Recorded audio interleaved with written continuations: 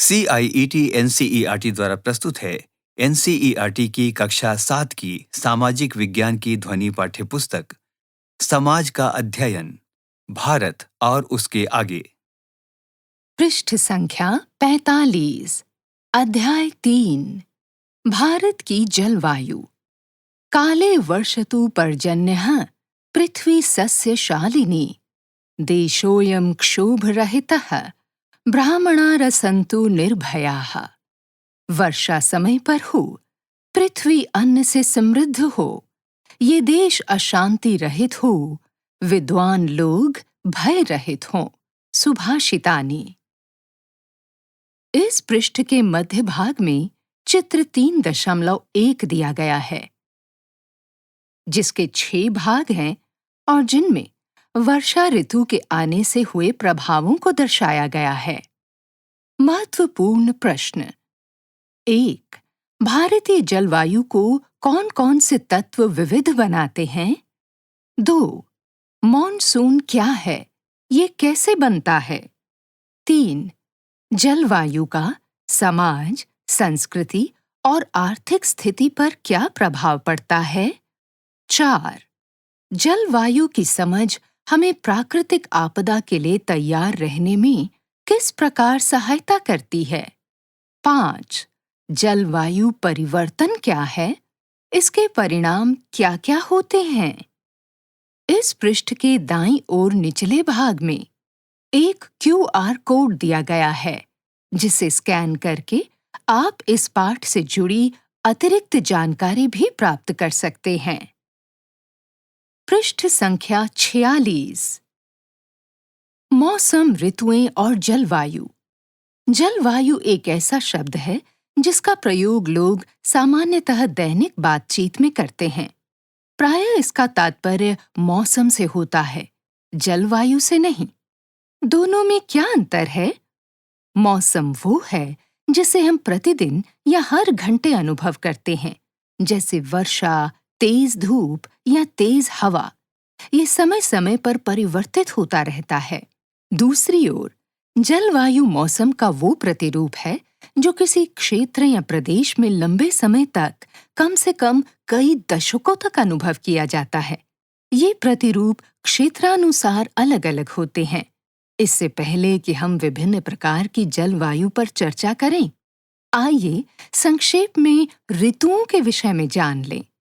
पृथ्वी सूर्य का परिक्रमण करती है, जिससे ऋतुओं का निर्माण होता है। प्रत्येक ऋतु कुछ महीनों तक रहती है और प्रतिवर्ष पुनः आती है। जैसा कि हम जानते हैं, एक वर्ष में अनेक ऋतुएं होती हैं, जैसे बसंत, ग्रीष्म, वर्षा, शरद और शीत। ये ऋतुएं क्रमशः एक चक्र के रूप में आती हैं। अब प्रश्न उठता है कि ऋतुओं का संबंध मौसम से है या जलवायु से? इसका उत्तर है दोनों से। मौसम ऋतुओं के अनुसार परिवर्तित होता है, जो गर्मी में शुष्क एवं गर्म और मॉनसून में आर्द्र और वर्षा वाला होता है। किसी भी क्षेत्र विशेष की ऋतुओं के प्रतिरूप का वहां की जलवायु से गहरा संबंध होता है। विश्व के अधिकतर क्षेत्रों में 4 मुख्य ऋतुएं होती हैं: बसंत, ग्रीष्म, शरद और शीत। यद्यपि इन 4 ऋतुओं के साथ ही भारत में वर्षा ऋतु भी होती है, क्योंकि यहाँ वर्षा एक वर्ष में विशिष्ट समय में वर्षा ऋतु या मॉनसून में ही होती है। इस पृष्ठ के निचले भाग में चित्र 3.2 दिया गया है, जिसके 6 भाग हैं, और ये 6 भाग भारत में होने वाली संपूर्ण वर्ष की 6 ऋतुओं का चित्रण कर रहे हैं। पारंपरिक रूप से भारत के अनेक भागों में संपूर्ण वर्ष को 6 ऋतुओं वसंत, ग्रीष्म, वर्षा, शरद, हेमंत, शीत पूर्व और शिशिर शीत ऋतु में विभाजित किया गया है। विशिष्ट त्योहार एवं रीति रिवाज इन 6 ऋतुओं से संबंधित हैं, जैसे वसंत पंचमी और शरद पूर्णिमा। पृष्ठ संख्या 47। यदि हम अपने आसपास की दुनिया का अवलोकन करें, तो हम पाएंगे कि मानव, पौधे और पशु जीवन ऋतुओं के साथ सामंजस्य में हैं। हम जो फसलें उगाते हैं, भोजन करते हैं, वस्त्र पहनते हैं, ये सभी मौसम के अनुसार बदलते रहते हैं। क्षेत्रानुसार वसंत की शुरुआत में कुछ पेड़ और झाड़ियां खिलती हैं। कुछ स्थानों पर वृक्ष अपने पत्ते गिरा देते हैं या शरद ऋतु के आते ही अपना रंग बदल लेते हैं। और कुछ पशुओं के शरीर पर ठंड के महीनों में घने बाल विकसित हो जाते हैं। आइए पता लगाएं, आपकी प्रिय ऋतुएं कौन सी हैं? अपने कारणों सहित इस पर एक संक्षिप्त निबंध लिखिए। आपके क्षेत्र में ऋतुओं से जुड़ी विशेष घटनाओं का पता लगाने के लिए 3 या 4 विद्यार्थियों के समूह में चर्चा कीजिए। इनसे संबंधित गीत, उत्सवों से संबंधित भोजन, विभिन्न ऋतुओं से संबंधित प्रचलित प्रथाएं आदि को लिखिए और कक्षा के साथ साझा कीजिए। आप जानते हैं कि आपके क्षेत्र में कौन से वृक्ष शीत ऋतु के आगमन से पूर्व अपना रंग बदलते हैं? क्या ऐसे वृक्ष हैं जो इस समय अपने पत्ते गिरा देते हैं? आपके विचार में ऐसा क्यों होता है? इन वृक्षों के स्थानीय नामों का पता लगाइए और उनके विषय में लिखिए। सामान्यतया जलवायु लंबे समय तक स्थिर बनी रहती है। हालांकि वैज्ञानिक हाल के दशकों में विश्व की जलवायु में परिवर्तन का अंकन कर रहे हैं। अध्ययनों से ज्ञात होता है कि इनमें से कई परिवर्तन मानवीय क्रियाकलापों के परिणाम स्वरूप हो रहे हैं। आइए पुनरावलोकन करें। मौसम वह है जिसे हम दिन प्रतिदिन अनुभव करते हैं, जैसे तेज हवाएं, वर्षा, गर्मी, सूखा आदि। ऋतुएं प्रतिवर्ष आती हैं और प्रत्येक ऋतु में किसी स्थान का मौसम भिन्न होता है। जलवायु किसी विशेष क्षेत्र में दीर्घकालिक मौसमी प्रतिरूप है। विश्व में विविध प्रकार की जलवायु पाई जाती है। अब हम भारत में पाई जाने वाली जलवायु के प्रमुख प्रकारों के बारे में जानेंगे। पृष्ठ संख्या 48। भारत में जलवायु के प्रकार। जैसा कि हम जानते हैं, भारत विविधताओं का देश है। ये बात इसकी जलवायु के बारे में उतनी ही सत्य है। उत्तर में हिमालय पर्वतों में अल्पाइन जलवायु मिलती है, जहां शीत ऋतु अत्यधिक ठंडी और बर्फीली होती है तथा ग्रीष्म ऋतु शीतल होती है। अल्पाइन शब्द आल्प्स से आया है, जो यूरोप की एक पर्वत श्रृंखला है। संभवतः यहीं पर आपको भारत में सबसे अधिक मोटे कपड़े पहने लोग मिल जाएंगे। हिमालय के निचले क्षेत्रों और भारत के अन्य पहाड़ी क्षेत्रों में जलवायु प्रायः समशीतोष्ण टेम्परेट कही जाती है, क्योंकि सर्दियां कम ठंडी होती हैं और गर्मियां बहुत अधिक गर्म नहीं होती हैं। यहीं पर हमें कई पर्वतीय पर्यटन स्थल मिलते हैं, जहां मैदानी क्षेत्रों की गर्मी से राहत पाने के लिए प्रायः लोग आते हैं। उत्तरी मैदानों में जलवायु उपोष्ण कटिबंधीय सब ट्रॉपिकल है, जहां ग्रीष्मकाल अत्यधिक गर्म और शीत ऋतु ठंडी होती है। यहीं पर भारत का अधिकांश गेहूं उगाया जाता है। इस पृष्ठ के मध्य भाग में बाईं ओर चित्र 3.3 दिया गया है, जो कि उपोष्ण कटिबंधीय जलवायु का एक उदाहरण है। पश्चिम में थार मरुस्थल की जलवायु शुष्क होती है, जहां दिन अत्यधिक गर्म, रातें ठंडी और वर्षा बहुत कम होती हैं। वहां के लोगों ने जल संग्रह करने और बचाने के लिए अनोखे उपाय विकसित किए हैं। पश्चिमी तटीय पट्टी में मॉनसून के महीनों में भारी वर्षा होती है, जिससे उष्णकटिबंधीय आर्द्र जलवायु बनती है, जो चावल और मसालों की खेती के अनुकूल है। मध्य दक्कन पठार की जलवायु अर्ध शुष्क है, जिसमें ग्रीष्मकाल गर्म सर्दियां हल्की ठंडी और वर्षा ऋतु में सामान्य वर्षा होती है। पूर्वी भारत और दक्षिणी प्रायद्वीप में हल्की सर्दी और मॉनसूनी हवाओं द्वारा नियंत्रित अलग-अलग आर्द्र और शुष्क अवधियों के साथ उष्णकटिबंधीय ट्रॉपिकल जलवायु का अनुभव होता है। आप इनके विषय में आगे पढ़ेंगे। नोट: आप उष्णकटिबंधीय और उपोष्णकटिबंधीय शब्दों का अर्थ आगे समझेंगे, जो उष्णकटिबंधीय कहे जाने वाली दो विशेष समांतर अक्षांश रेखाओं से संबंधित हैं। पृष्ठ संख्या 49। जलवायु निर्धारित करने वाले कारक। विभिन्न प्रकार की जलवायु का निर्माण किन कारणों से होता है? अनेक कारण इसके लिए उत्तरदायी होते हैं। वैश्विक स्तर पर कुछ सामान्य कारक हैं, जबकि कुछ कारक क्षेत्रीय या स्थानीय होते हैं। आइए कुछ मुख्य कारकों को समझें। क. अक्षांश। पुनरावलोकन करें। हमने कक्षा 6 में अक्षांशों के विषय में पढ़ा था। क्या आपको याद है कि अक्षांश भूमध्य रेखा की दूरी से मापे जाते हैं और जैसे जैसे हम इससे दूर या तो उत्तर की ओर या दक्षिण की ओर जाते हैं, ये बढ़ते जाते हैं। विषुवत रेखा के आसपास की जलवायु बहुत गर्म होती है, लेकिन अक्षांश बढ़ने के साथ साथ ये समशीतोष्ण और फिर ठंडी या बर्फीली हो जाती है। ऐसा क्यों होता है? भूमध्य रेखा के पास स्थित स्थान जो निम्न अक्षांशों पर हैं, वे गर्म रहते हैं, जबकि ध्रुवों यानी उच्च अक्षांशों के पास स्थित स्थान ठंडे होते हैं। ऐसा उस कोण के कारण होता है जिस पर सूर्य की किरणें किसी क्षेत्र विशेष पर पड़ती हैं। भूमध्य रेखा पर किरणें लगभग लंबवत होती हैं, जिससे उनकी संपूर्ण ऊर्जा पृथ्वी की सतह के एक छोटे से क्षेत्र पर केंद्रित होती है। ध्रुवीय क्षेत्रों में किरणें झुकी हुई या तिरछी होती हैं और ऊर्जा एक बड़ी सतह पर वितरित होती है।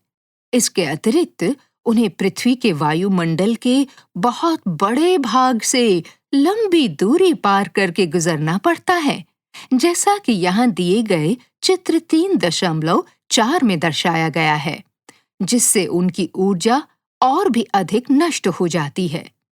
इस पृष्ठ के मध्य भाग में दाईं ओर चित्र 3.4 दिया गया है, जो हमें समझा रहा है कि भूमध्य रेखा पर सूर्य की किरणें जब सीधी पड़ती हैं, तो ध्रुवों के पास ये व्यापक क्षेत्र में फैल जाती हैं।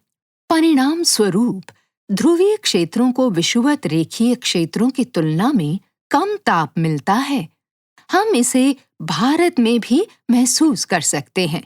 कन्याकुमारी और निकोबार द्वीप समूह भूमध्य रेखा के निकट होने के कारण लगभग पूरे वर्ष गर्म रहते हैं, जबकि उत्तर में स्थित श्रीनगर जैसे स्थान बहुत ठंडे होते हैं। पृष्ठ संख्या 50। ख. ऊंचाई, एल्टीट्यूड। हमने पाठ में पर्वतीय पर्यटक स्थलों के विषय में पढ़ा है, जो अपनी ठंडी जलवायु के कारण लोकप्रिय पर्यटन केंद्र हैं।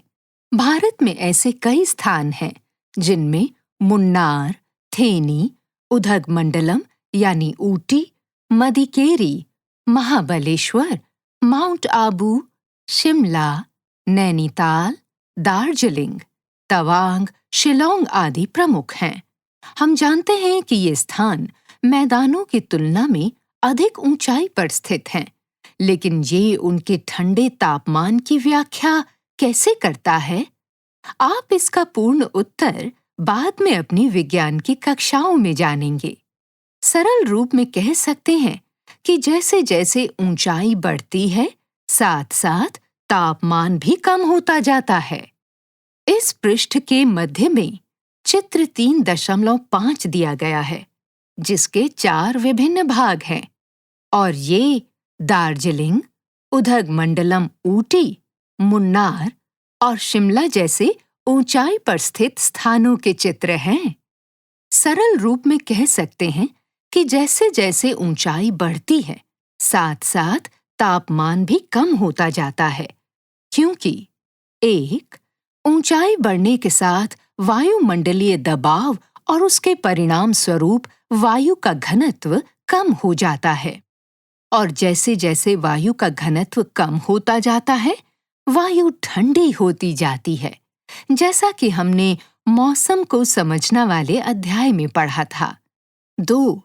सूर्य पृथ्वी की सतह को गर्म करता है, इसलिए सतह से जितनी अधिक दूरी होगी, हवा उतनी ही कम गर्म होगी। हिमालय तो इतना ऊंचा है कि इसके कई शिखरों पर तापमान जल के हिमांक से नीचे रहता है, जिससे वे हिम से ढके रहते हैं। पृष्ठ संख्या 51। आइए पता लगाएं। उदगमंडलम ऊटी एवं कोयम्बटूर लगभग समान अक्षांशों पर स्थित हैं। ऊटी में गर्मी का तापमान 10 से 25 डिग्री सेल्सियस, जबकि कोयम्बटूर में 25 से 38 डिग्री सेल्सियस होता है। इन दो स्थानों पर तापमान में ये अंतर क्यों है? इस बारे में आप क्या सोचते हैं? ग. समुद्र से निकटता। तटीय क्षेत्रों में तापमान में बहुत अधिक परिवर्तन नहीं होता। गर्मियां बहुत अधिक गर्म नहीं होती और सर्दियां बहुत अधिक ठंडी नहीं होती। ऐसा इसलिए होता है क्योंकि समुद्र तापमान को नियंत्रित करता है। इस पृष्ठ के निचले भाग में दाईं ओर चित्र 3.6 दिया गया है। ये चित्र इस घटना का विवरण प्रस्तुत करता है।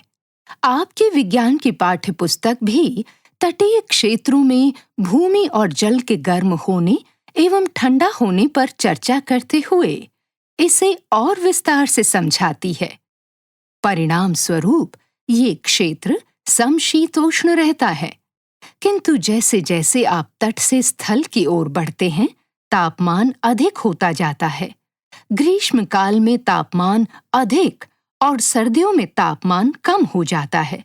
उदाहरण के लिए, मुंबई और नागपुर एक समान अक्षांश पर स्थित हैं, लेकिन मुंबई समुद्र के पास होने के कारण ग्रीष्मकाल में ठंडा रहता है, लगभग 32 डिग्री सेल्सियस, और यहाँ हल्की सर्दी लगभग 18 डिग्री सेल्सियस ही होती है, जबकि तट से दूर होने के कारण नागपुर में ग्रीष्मकाल में तापमान लगभग 44 डिग्री सेल्सियस और शीतकाल में लगभग 10 डिग्री सेल्सियस तक होता है। आप समझ सकते हैं कि मुंबई में ताप परिसर अधिकतम एवं न्यूनतम तापमान के बीच का अंतर लगभग 14 डिग्री सेल्सियस होता है, और जबकि नागपुर में ये अंतर 34 डिग्री सेल्सियस तक पहुंच जाता है। पृष्ठ संख्या 52। घ. पवनें। पवन गर्म या ठंडी वायु राशियों को संचालित करती है। पंजाब, हरियाणा, राजस्थान और मध्य प्रदेश जैसे राज्यों में प्रायः पवनें पश्चिम से चलती हैं। ये पवनें अरब के रेगिस्तान से चलकर अफगानिस्तान होते हुए शुष्क और गर्म पवनें लेकर आती हैं, जो ग्रीष्मकाल में भयंकर ताप लहर हीट वेव का कारण बनती हैं। सर्दियों में हिमालय से ठंडी पवनें हिमालय के गिरिपाद फुट हिल्स में नीचे की ओर प्रवेश कर जाती हैं, जिससे शीत लहरें पैदा होती हैं। पवनें न केवल तापमान को प्रभावित करती हैं, बल्कि आर्द्रता और उसके परिणाम स्वरूप होने वाले वर्षण को भी प्रभावित करती हैं। जैसा कि ज्ञात है, मरुस्थलों से आने वाली हवाएं शुष्क होती हैं। इसके विपरीत समुद्र से आने वाली पवनें धरातल पर नमी लाती हैं, जिसके परिणाम स्वरूप वर्षा हो सकती है। हम शीघ्र ही मॉनसूनी पवनों के बारे में भी जानेंगे। इस पृष्ठ के बाईं ओर परिभाषा दी गई है। स्थलाकृति किसी क्षेत्र के धरातल पर अभिलक्षणों की समग्रता, जिसमें पहाड़, पहाड़ियां, घाटियां, ढलान, तट आदि सम्मिलित होते हैं। पुनरावलोकन करें। कक्षा 6 की विज्ञान की पाठ्य पुस्तक जिज्ञासा में आप जल चक्र के बारे में पढ़ चुके हैं। महासागर और पृथ्वी की सतह से पानी वाष्प के रूप में वायुमंडल में चला जाता है और वर्षा, ओले या हिम के रूप में वापस पृथ्वी पर लौटता है। अंग, स्थलाकृति। इस पृष्ठ के मध्य भाग में चित्र 3.7 दिया गया है, जो कि भारत का एक मानचित्र है। पवन के चक्रवातीय परिसंचरण को समझाया गया है। अंग, स्थलाकृति, टोपोग्राफी। किसी क्षेत्र की स्थलाकृति भी वहां की जलवायु को निर्धारित करने में महत्वपूर्ण भूमिका निभाती है। उदाहरण के लिए, हिमालय और कराकोरम पर्वतमालाएं भारतीय उपमहाद्वीप को मध्य एशिया के ठंडे रेगिस्तानों के पवनों से बचाती हैं। दूसरी ओर, थार मरुस्थल की लगभग समतल स्थलाकृति के कारण गर्म और शुष्क हवाओं से बचाव के लिए कोई अवरोध नहीं है। अगले भाग में हम भारत के दक्षिण पश्चिमी मॉनसून में पश्चिम घाट की भूमिका को समझेंगे। पृष्ठ संख्या 53। अब ये सब एक साथ समझें। किसी भी क्षेत्र की जलवायु उपर्युक्त सभी कारकों द्वारा सामूहिक रूप से निर्धारित होती है। जलवायु में 3 दशक या उससे अधिक समय में किसी क्षेत्र में तापमान, वर्षण, वर्षा या हिमपात, कोहरा या धुंध की घटना और पवन की दशा के प्रतिरूप का वर्णन सम्मिलित होता है। सूक्ष्म जलवायु से तात्पर्य एक छोटे से क्षेत्र में स्थानीयकृत जलवायु से है, जो आसपास के क्षेत्र की जलवायु से अलग होती है। इसमें एक छोटे भौगोलिक क्षेत्र में तापमान, आर्द्रता, वर्षा आदि का एक अनूठा प्रतिरूप होता है। इस पृष्ठ के मध्य भाग में चित्र 3.8 दिया गया है, जिसके 2 भाग हैं। बायां भाग अरावली का चित्र है और दायां भाग नगरीय ऊष्माद्वीप यानी अर्बन हीट आइलैंड का एक चित्र है। अब इसे इस तरह समझिए।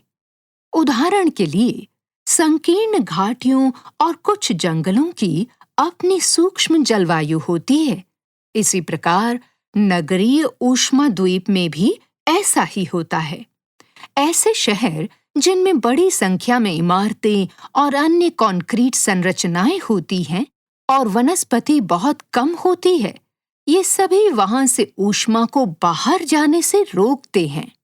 ऐसे स्थान प्रायः आसपास के क्षेत्र की तुलना में बहुत गर्म हो जाते हैं। सूक्ष्म जलवायु स्थानीय वनस्पतियों और जीव जंतुओं, उगाई जाने वाली फसलों तथा मानव स्वास्थ्य और कल्याण पर प्रभाव डाल सकती है। पृष्ठ संख्या 54। मॉनसून। मॉनसून भारत में जीवन का केंद्र है। मॉनसून के महीनों के दौरान नदियां जल से भर जाती हैं, मिट्टी में नमी आ जाती है, फसलें उगती हैं और जीवन फलता फूलता है। शाब्दिक रूप से मॉनसून शब्द अरबी भाषा के शब्द मौसिम से आया है, जिसका अर्थ है ऋतु। ये शब्द हिंद महासागर, ऑस्ट्रेलिया, अफ्रीका और दक्षिण एशिया सहित आसपास के क्षेत्रों में मौसमी पवनों के संदर्भ में प्रयुक्त होता है। मॉनसून का एक वार्षिक प्रतिरूप होता है। मॉनसून की क्रियाविधि जटिल होती है, परंतु ये इस साधारण तथ्य पर आधारित है कि भूमि समुद्र की तुलना में शीघ्रता से गर्म या ठंडी होती है। मॉनसून तापमान, वायु दाब और पवन की गति के बीच मूलभूत संबंधों को सामने लाता है। सरल शब्दों में कहें तो जैसे ही ग्रीष्म ऋतु आरंभ होती है, एशियाई भूभाग गर्म हो जाता है, जिससे उस पर एक शक्तिशाली निम्न दबाव क्षेत्र बन जाता है। चूंकि पवन हमेशा उच्च दाब से निम्न दाब की ओर बहती है, इसलिए पवनें ठंडे उच्च दाब वाले महासागर से गर्म भूभाग की ओर चलती हैं। ये समुद्री पवनें नमी लेकर आती हैं, जो गर्भ भूभाग में संघनित होती हैं और फिर भारी मॉनसूनी वर्षा होती है। इसलिए मॉनसून का अर्थ सामान्यतया पवनों की अपेक्षा मौसमी वर्षा से होता है। इस पृष्ठ के मध्य भाग में चित्र 3.9 दिया गया है, जिसके 2 भाग हैं। क भाग ग्रीष्म ऋतु को दर्शा रहा है और ख भाग शीत ऋतु को दर्शा रहा है। ग्रीष्म ऋतु में पवनें दक्षिण पश्चिम मॉनसून की ओर यानी भारत के ऊपरी भाग में बहती हैं, जबकि शीत ऋतु में उत्तर पश्चिम मॉनसून होता है, जब पवनें भारत से नीचे की ओर यानी अरब महासागर की ओर बहती हैं। सर्दियों में ये प्रतिरूप विपरीत हो जाता है, जब स्थल भाग समुद्र की तुलना में शीघ्रता से ठंडा होता है। अब स्थल भाग पर उच्च दबाव क्षेत्र विकसित होता है, जबकि समुद्र अपेक्षाकृत कम दबाव के कारण गर्म रहता है। इससे पवनें विपरीत दिशा में चलती हैं, अर्थात भूमि से समुद्र की ओर, जिससे एशिया के अधिकांश भाग में शुष्क परिस्थितियां बन जाती हैं। पृष्ठ संख्या 55। भारत की बात करें तो मॉनसून की वर्षा सामान्यतया जून की शुरुआत में भारत के दक्षिणी सिरे से प्रवेश करती हैं और कुछ सप्ताह में उत्तर की ओर बढ़ती हैं।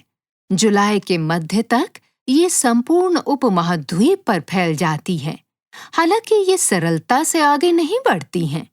पश्चिमी घाट स्थलाकृति के हमारे संक्षिप्त सर्वेक्षण को याद रखें। एक प्राकृतिक अवरोध के रूप में कार्य करता है।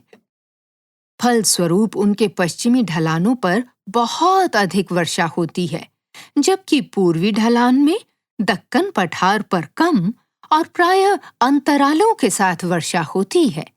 इससे सामान्यतया ग्रीष्मकालीन या दक्षिण पश्चिम मॉनसून कहा जाता है। ये दक्षिण पश्चिम पवनों की दिशा को दर्शाता है। शीत ऋतु के आगमन पर पवनों की दिशा में परिवर्तन हो जाता है। इस समय हवाएं भूभाग से समुद्र की ओर प्रवाहित होती हैं। शुष्क हवाएं दक्षिण भारत में ठंड प्रारंभ कर देती हैं, लेकिन इनका एक भाग बंगाल की खाड़ी से गुजरते हुए कुछ नमी ग्रहण करके दक्षिण पूर्व भारत के कुछ भागों में वर्षा करने में सक्षम होता है। इसे शीत या उत्तर पूर्व मॉनसून कहा जाता है। इसे अनदेखा ना करें। मेघालय स्थित मौसिनराम ऑप्शन मेघालय स्थित मानसनराम विश्व की सर्वाधिक लगभग 11,000 मिलीमीटर यानी 11 मीटर औसत वार्षिक वर्षा प्राप्त करता है। इस पृष्ठ के निचले भाग में चित्र 3.10 दिया गया है, जो मेघालय स्थित मौसिनराम का चित्र है। मॉनसून ने कर्नाटक और हिंदुस्तानी शास्त्रीय संगीत में अनेक रागों को प्रेरित किया है। मेघमलार और अमृत वर्षिणी उनमें से कुछ प्रमुख हैं। पृष्ठ संख्या 56। आइए पता लगाएं। भारत में मॉनसूनी वर्षा का पूर्वानुमान सदैव से ही जीवन का एक महत्वपूर्ण पक्ष रहा है। हमारे पूर्वजों ने अपने आसपास की प्रकृति के संकेतों को ध्यान से समझा और अपने अनुभवों से स्थानीय पारंपरिक ज्ञान विकसित किया। ये पारंपरिक ज्ञान एक महत्वपूर्ण विरासत है, जिसे हमें संरक्षित करना चाहिए। उदाहरण के लिए, कोंकण तट पर मछुआरे मॉनसून के आगमन की भविष्यवाणी करते हैं, जब जल के नीचे रहने वाली मछलियां सतह पर आ जाती हैं। दक्षिण भारत के कुछ भागों में ये माना जाता है कि मॉनसून गोल्डन शावर ट्री या अमलतास कैसिया फिस्टुला के खिलने के 50 दिनों के भीतर आ जाता है। कुछ समुदायों का ये भी मानना है कि जब कौवे अपने घोंसले पेड़ की चोटी पर बनाते हैं, तो ये कम वर्षा का संकेत देता है, जबकि अगर घोंसले नीचे हैं तो भारी वर्षा होने की संभावना होती है। अपने क्षेत्र में वर्षा, कोहरे, हिम या सहिम वृष्टि के बारे में ऐसे स्थानीय ज्ञान की एक सूची बनाइए। जलवायु और हमारा जीवन। हमारे जीवन का जलवायु से गहन संबंध है और हम इस पर निर्भर हैं। उदाहरण के लिए, जलवायु का प्रभाव स्थानीय संस्कृतियों में स्पष्ट रूप से झलकता है। भारत में ऋतुओं और कृषि गतिविधियों से संबंधित अनेक त्योहार मनाए जाते हैं। आइए पता लगाएं। अपने दादाजी, दादी जी या पड़ोस के वृद्धजनों से संपर्क कीजिए। उनसे उनके बचपन और युवावस्था में मनाए जाने वाले पारंपरिक त्योहारों और नृत्यों के बारे में पूछिए जो उन्हें याद हैं। विशेषकर जो कृषि और वर्षा से संबंधित थे। वे किन रीति रिवाजों में भाग लेते थे? फिर अपने साथियों के साथ एक सांस्कृतिक उत्सव का आयोजन कीजिए। आप अपने वयोवृद्धों द्वारा साझा किए गए कुछ नृत्यों, गीतों और गतिविधियों को वहां प्रदर्शित कर सकते हैं, चाहे वो फसल की रस्म हो या वर्षा के देवताओं की प्रार्थना के बारे में एक सरल कहानी या कोई नृत्य हो। अपने सहपाठियों के लिए इन परंपराओं को जीवंत करने का प्रयास कीजिए। जलवायु का प्रत्यक्ष प्रभाव अर्थव्यवस्था पर भी पड़ता है। प्रायः आपने ये सुना होगा कि मॉनसून फेलियर हो गया, जिसका अर्थ है मॉनसून के मौसम में वर्षा का कम होना। ऐसे समय में कृषि प्रभावित होती है। लोगों, सामान्यतः महिलाओं को जल की तलाश में लंबी दूरी तय करनी पड़ती है और कृषि श्रमिकों के नगरों की ओर पलायन की संभावना होती है। खाद्यान्न बड़े पैमाने पर अनाज, सब्जियां और फल महंगे हो जाते हैं, जिससे मुद्रास्फीति बढ़ जाती है। औद्योगिक गतिविधि भी प्रायः पूर्वानुमानित मौसम और जल की उपलब्धता पर निर्भर करती है। विश्व भर में हम जलवायु और सामाजिक आर्थिक स्थितियों के बीच ऐसे संबंधों को सरलता से पहचान सकते हैं। जब जलवायु जन्य आपदाएं आती हैं, तो ये स्थितियां विशेष रूप से तनावपूर्ण हो जाती हैं। पृष्ठ संख्या 57। इस पृष्ठ में चित्र 3.11 दिया गया है, जिसके 10 विभिन्न भाग हैं। ये चित्र भारत में मनाए जाने वाले विभिन्न त्योहारों और उत्सव के चित्र हैं। पहला चित्र बिहू के त्योहार का है, जिसमें उत्तरी पूर्वी राज्यों के लोक नर्तक नाचते गाते दर्शाए गए हैं। दूसरा चित्र छठ पूजा का है, जिसमें एक महिला नदी में खड़े होकर सूर्य को अर्घ्य दे रही है। तीसरा चित्र मकर संक्रांति त्योहार का है, जिसमें एक बच्चा खुशी खुशी पतंग उड़ा रहा है। और चौथा चित्र सिख समुदाय में मनाए जाने वाला बैसाखी त्योहार का चित्र है। पांचवा चित्र पोंगल त्योहार का चित्र है, जिसमें दक्षिण भारत के लोग मौसम के बदलाव का आगमन कर रहे हैं। छठा चित्र है अवि शीतकालीन महोत्सव का, जिसमें आदिवासी लोग ढोल बजाकर अवि शीतकाल का स्वागत कर रहे हैं। सातवां चित्र है हेमिस उत्सव का, जिसमें उत्तर पूर्वी राज्य के लोग नाच गाकर खुशियां मना रहे हैं। आठवां चित्र है लोसुंग उत्सव का, जो कि वहां की लोक कथा का एक चित्रण है। नौवां चित्र है गुड़ी पड़वा का, जिसमें लोग नए रंग बिरंगे कपड़े पहनकर एक दूसरे का स्वागत करते हैं। 9वां चित्र है उत्तर भारत में मनाया जाने वाला लोहड़ी त्योहार का। मौसमी बदलाव का स्वागत इनसे बेहतर कोई नहीं करता। इस चित्र में कुछ महिलाएं लकड़ी में आग लगाकर मौसम के बदलाव का स्वागत कर रही हैं। 10वां चित्र है ओणम त्योहार का, जो कि नौका दौड़ के रूप में मनाया जाता है हमारे दक्षिण भारत में। पृष्ठ संख्या 58। जलवायु और आपदाएं। भारत में मौसम के विविध रूप चरम स्थितियों जैसे चक्रवात, बाढ़, भूस्खलन और जलवायु संबंधी विकट आपदाओं को जन्म दे सकते हैं। ये घटनाएं लोगों के जीवन को प्रभावित करती हैं, कृषि को बाधित करती हैं, आधारभूत ढांचे को क्षति पहुंचाती हैं और स्थानीय अर्थव्यवस्थाओं को प्रभावित करती हैं। क चक्रवात प्रतिवर्ष भारतीय तटरेखा, विशेष रूप से पूर्वी तट, कई चक्रवातों का सामना करता है। गत वर्षों में इनमें से कुछ अत्यधिक विनाशकारी रहे हैं, जिसके परिणाम स्वरूप मानव और पशु जीवन की हानि हुई, संपत्ति और आधारभूत ढांचे को नुकसान पहुंचा, पेड़ उखड़ गए और मृदा अपरदन, मिट्टी का कटाव हुआ। भारतीय मौसम विज्ञान विभाग आने वाले चक्रवातों पर नजर रखता है और उनके बनने, विकास और प्रभावित होने वाले क्षेत्र आदि के बारे में पूर्व जानकारी प्रदान करता है। इसे अनदेखा न करें। राष्ट्रीय आपदा प्रतिक्रिया बल, national disaster response force (NDRF) को प्राकृतिक और मानव निर्मित आपदाओं से निपटने के लिए विशेष रूप से प्रशिक्षित किया जाता है। NDRF बटालियन भारत में 12 अलग-अलग स्थानों पर स्थित हैं। NDRF ने चक्रवात, भूस्खलन और बाढ़ जैसी आपदाओं के दौरान बचाव एवं राहत कार्यों में महत्वपूर्ण भूमिका निभाई है।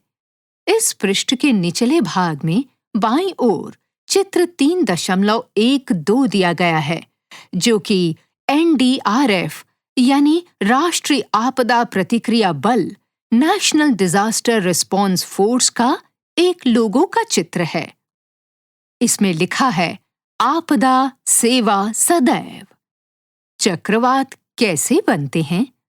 हम जानते हैं कि कुछ विशेष परिस्थितियों में समुद्र के पास वायुमंडलीय दबाव आसपास के क्षेत्रों की तुलना में कम हो जाता है, जिससे निम्न दबाव तंत्र बनता है।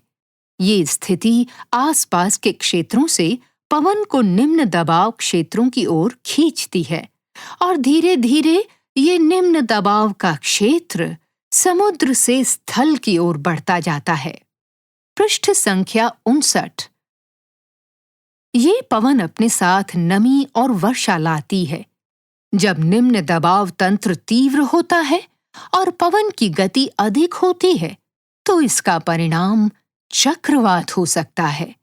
जैसे ही पवन नमी एकत्र करती है, वे बादल बनाती हैं और बाहर से अवदाब केंद्र की ओर घूमती हैं। ये केंद्र, जो कि बादल रहित होता है, उसे चक्रवात की आंख कहा जाता है। आइए विचार करें, बादल क्या है?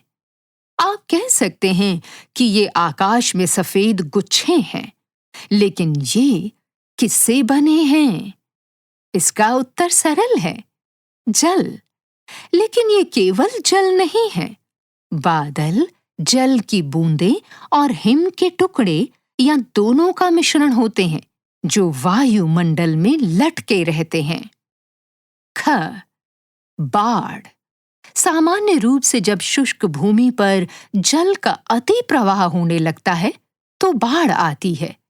ऐसा भारी वर्षा के कारण हो सकता है, जिससे सतह पर अत्यधिक जल बहने लगता है, जिससे भूमि सोख नहीं पाती। नदियों और झीलों जैसे निकायों में जल का अत्यधिक संचय हो जाता है, जिससे जल बाहर बहने लगता है और किनारे टूट जाते हैं। प्रायः बाढ़ मॉनसून के दौरान आती है। असम, बिहार, उत्तर प्रदेश, केरल और आंध्र प्रदेश जैसे राज्य बाढ़ के लिए विशेष रूप से संवेदनशील हैं। इस पृष्ठ के निचले भाग में चित्र 3.13 दिया गया है, जो कि चक्रवात फानी का एक चित्र है। ये चित्र हमें समझा रहा है कि कैसे आसमान में बादलों का निर्माण होता है, निम्न दबाव का केंद्र बनता है और पवन समुद्र से नमी वाली हवा लेकर आती है। पृष्ठ संख्या 60। इस पृष्ठ के ऊपरी भाग में चित्र 3.14 दिया गया है। ये चित्र हमें चक्रवात की आंख जैसा प्रतीत होता है। आइए पता लगाएं, क्या आपको बाढ़ के बारे में पता है? क्या आपको बाढ़ के बारे में मालूम है अथवा इसके विषय में पढ़ा है? भारत के भौतिक मानचित्र को समझिए। समूह में चर्चा कीजिए कि बताए गए राज्यों में बाढ़ क्यों आती है। दूसरी ओर हिमालय क्षेत्र में बाढ़ तब आती है जब हिमनदीय झीलें सामान्य से अधिक मात्रा में जल निकास करने लगती हैं। हिमनदीय झीलें अपने जल को रोकने के लिए चट्टानों और हिम का एक अवरोध बनाती हैं, जो प्रायः पिघलते हिमनदों से आता है। यदि हिमनद बहुत तेजी से पिघलते हैं, जैसा कि प्रायः होता है, या यदि बहुत अधिक वर्षा होती है, तो दबाव के कारण जल अवरोध को तोड़ सकता है। इसे हिमनदीय विस्फोट या ग्लेशियल बर्स्ट कहा जाता है। लोगों और संपत्ति के लिए ये विनाशकारी होता है। इसे अनदेखा ना करें। 2013 में उत्तराखंड में कई दिनों तक लगातार भारी वर्षा के कारण अचानक हिमनदीय विस्फोट हो गया। इसके बाद कई भूस्खलन हुए।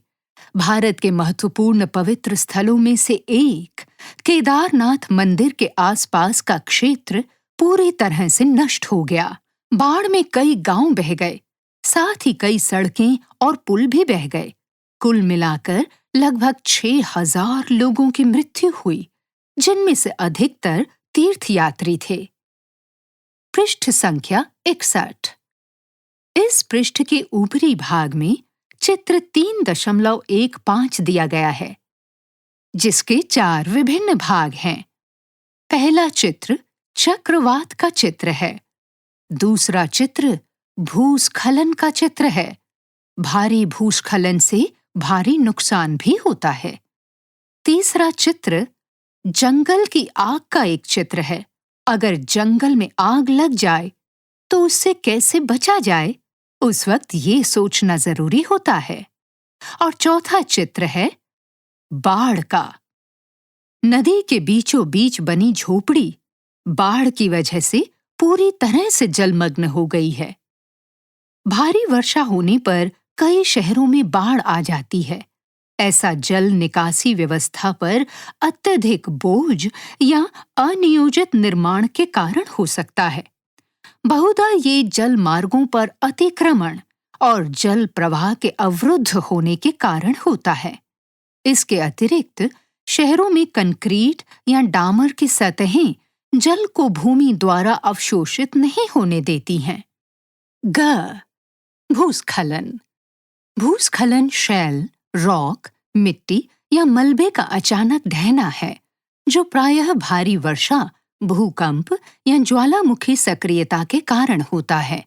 हिमाचल प्रदेश, उत्तराखंड, सिक्किम और अरुणाचल प्रदेश जैसे पहाड़ी और पर्वतीय क्षेत्रों के साथ साथ पश्चिमी घाट और अन्य पहाड़ी क्षेत्रों में भूस्खलन आम बात है। ये घटनाएं प्रायः मानसून के दौरान होती हैं। मानवीय गतिविधियों जैसे वनों की कटाई, स्वीकृत विधियों का पालन किए बिना आधारभूत ढांचे का निर्माण तथा जल के प्राकृतिक प्रवाह को अवरुद्ध करने वाली अत्यधिक इमारतों के निर्माण के कारण इन क्षेत्रों में भूस्खलन की संभावना बढ़ गई है। पृष्ठ संख्या 62। दावानल। जंगल की आग। जंगल की आग। दावानल एक अनियंत्रित आग है जो जंगलों में तीव्र गति से फैलती है। प्रायः वे शुष्क जलवायु जन्य परिस्थितियों, सूखा या तेज हवाओं के कारण फैलती है। मानवीय लापरवाही भी इसका एक और आम कारण है। उत्तराखंड, हिमाचल प्रदेश, मध्य प्रदेश, छत्तीसगढ़ जैसे घने वन प्रदेशों या घास के मैदान वाले राज्यों के साथ ही पश्चिमी घाट जैसी पर्वत श्रृंखला में दावानल एक आम बात है। आग जंगल के बड़े क्षेत्रों को नष्ट करने के अलावा वन्य जीवों, पारिस्थितिकी तंत्र को हानि पहुंचाती है, हवा की गुणवत्ता को खराब करती है और स्थानीय समुदायों को विस्थापित होने पर विवश करती है। इसलिए इसके परिणाम पर्यावरणीय और आर्थिक दोनों होते हैं। आइए पता लगाएं। चित्र 3.15 को समझिए।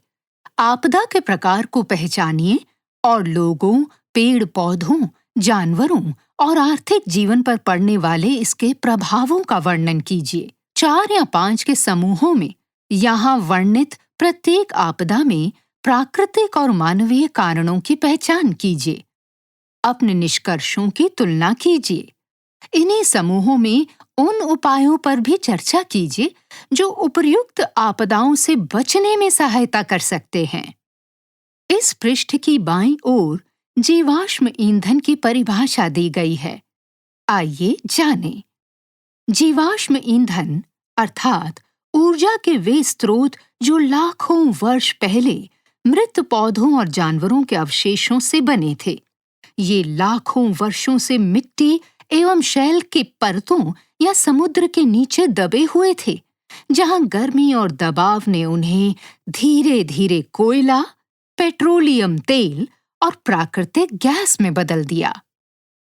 जलवायु परिवर्तन। जलवायु परिवर्तन का तात्पर्य जलवायु में महत्वपूर्ण एवं दीर्घकालिक परिवर्तन है। ये संपूर्ण पृथ्वी पर या क्षेत्रीय स्तर पर हो सकता है और इसमें तापमान, वर्षा और मौसम की घटनाओं में परिवर्तन सम्मिलित हैं। पिछली सहस्त्राब्दियों में प्राकृतिक प्रक्रियाओं ने जलवायु परिवर्तन को प्रेरित किया, जिसे समझने के लिए हम पिछले लाखों वर्षों का अध्ययन कर सकते हैं। हालांकि 19वीं शताब्दी के बाद से जलवायु परिवर्तन मुख्यतः मानवीय गतिविधियों, विशेष रूप से जीवाश्म ईंधन के जलने, वनों की कटाई, पर्यावरण के लिए हानिकारक औद्योगिक उत्पादन एवं अत्यधिक या अनावश्यक खपत के प्रतिरूप द्वारा प्रेरित रहा है। जीवाश्म ईंधन के जलने से जलवायु क्यों प्रभावित होती है? पृथ्वी के प्राकृतिक कार्बन चक्र में कार्बन डाइऑक्साइड, CO2 और अन्य गैसें धीरे धीरे वायुमंडल में उत्सर्जित होती हैं, जो कि सूर्य से प्राप्त गर्मी को रोकती हैं। ये प्राकृतिक हरित गृह प्रभाव, ग्रीन हाउस प्रभाव, पृथ्वी को आवश्यकतानुसार गर्म रखता है। पृष्ठ संख्या 63। हालांकि मानवीय गतिविधियां जैसे उद्योग, परिवहन और कृषि ने कुछ ही शताब्दियों में इन हरित गृह गैसों, ग्रीन हाउस गैसों का भारी मात्रा में उत्सर्जन किया है। ये तीव्र वृद्धि अतिरिक्त गर्मी को रोकती है, जिससे तेजी से वैश्विक तापन, ग्लोबल वार्मिंग होता है। ये जलवायु प्रतिरूप को बाधित करता है, जिस पर हजारों वर्षों से पेड़ पौधों, जानवरों और मानव समाजों ने स्वयं को अनुकूलित किया है। भारत में अनेक क्षेत्रों में तापमान में वृद्धि स्पष्ट रूप से महसूस की जा सकती है। उदाहरण के लिए 2025 के आरंभ में देश का औसत तापमान सामान्य से 1 से 3 डिग्री सेल्सियस अधिक था। इस पृष्ठ के निचले भाग में चित्र 3.16 दिया गया है, जिसके 2 भाग हैं। ऊपरी भाग में वनों की कटाई का चित्रण है और निचले भाग में उद्योग से निकले हुए जहरीले धुएं का चित्रण है, और ये दोनों ही कारण हैं जलवायु परिवर्तन के। पृष्ठ संख्या 64। भारत में अनेक क्षेत्रों में तापमान में वृद्धि स्पष्ट रूप से जानी जा सकती है। उदाहरण के लिए 2025 के आरंभ में देश का औसत तापमान सामान्य से 1 से 3 डिग्री सेल्सियस अधिक था, जिसके परिणाम स्वरूप सर्दी सामान्य से बहुत कम और हल्की थी। इसका असर न केवल कृषि उत्पादन पर, बल्कि अनेक लघु उद्योगों पर भी पड़ता है।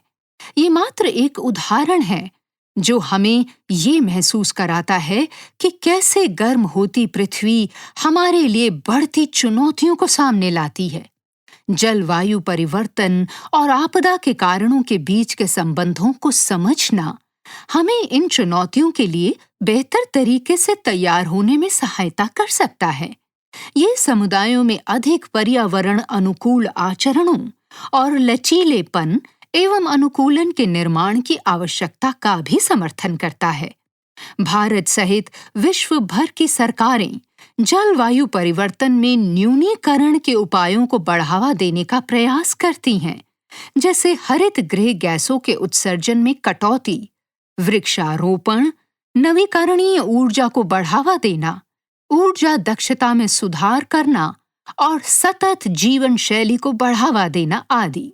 किंतु ये प्रयास प्रायः आर्थिक विकास और उपभोग की बढ़ती आकांक्षाओं से टकराते हैं। इस पृष्ठ के बाईं ओर कुछ परिभाषाएं दी गई हैं। आइए उन्हें जानें। लचीलापन यानी आपदाओं का सामना करने या उनसे शीघ्र उभरने की क्षमता। जलवायु परिवर्तन में न्यूनीकरण, वैश्विक तापमान वृद्धि को धीमा करने और जलवायु परिवर्तन के कारणों को कम करने में सहायता करने वाले उपायों को अपनाना। सतत यानी जिसे लंबे समय तक बनाए रखा जा सके। आगे बढ़ने से पहले भारत की विविधतापूर्ण जलवायु इसकी भौगोलिक स्थिति से प्रभावित होती है, जिसमें पहाड़, पठार और मरुस्थल सम्मिलित हैं। मौसम अल्पकालिक होता है, ऋतुएं प्रतिवर्ष आती हैं तथा जलवायु दशकों तक दीर्घकालिक प्रतिरूप को प्रतिबिंबित करती है। अक्षांश, ऊंचाई, समुद्र से निकटता, पवन और स्थलाकृति जैसे कारक जलवायु को निर्धारित करते हैं। मानसून कृषि के लिए महत्वपूर्ण है। ये फसल चक्र और आजीविका को प्रभावित करता है। जलवायु सांस्कृतिक परंपराओं, त्योहारों, कृषि और आर्थिक क्रियाकलापों से जुड़ी होती है। जलवायु की समझ प्राकृतिक आपदाओं जैसे बाढ़ और चक्रवातों के लिए तैयार रहने में सहायता करती है।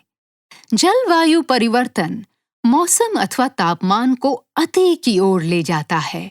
ये प्राकृतिक और मानवीय जीवन के लिए गंभीर परिणाम ला सकता है। पृष्ठ संख्या 65। प्रश्न और क्रियाकलाप। 1. जलवायु के कारकों का उनके प्रभावों के साथ यहाँ दी गई सूची में मिलान कीजिए। इस पृष्ठ में एक तालिका है जिसकी 2 सूचियां हैं। पहली सूची अ के नीचे लिखा है अक्षांश, ऊंचाई, समुद्र से निकटता और मानसूनी पवन। और सूची ब के नीचे लिखा है क भारत में गर्मी के दौरान नमी युक्त पवन को लाता है।